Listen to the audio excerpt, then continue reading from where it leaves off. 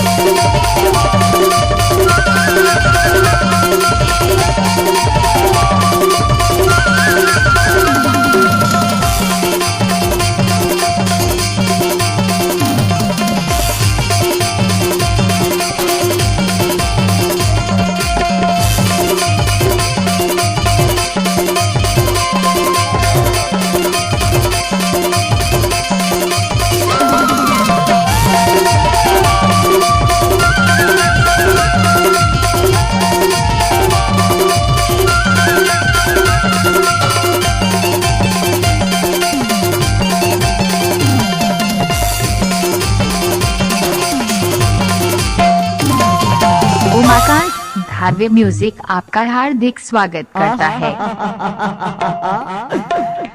अरे नमस्ते नमस्ते नमस्ते।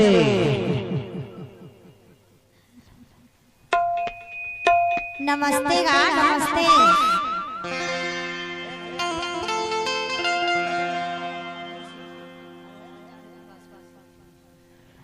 अरे अतिकमान सच सवारी के कहा जथस वो घूमे पर जाता हुआ घूमे पर जाता।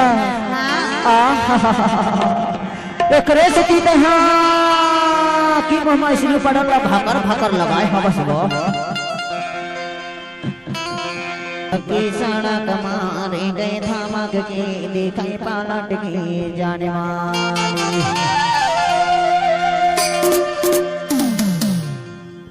ये दीपक की सड़क मारे गए धमक के दिखाई पलट के जाने वाली ये जाने वाली टोरी बोले नमस्ते जाने वाले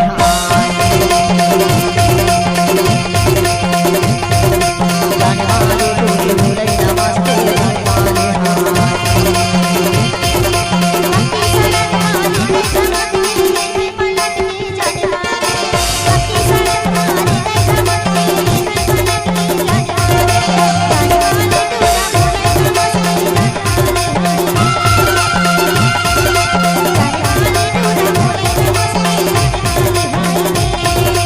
जाने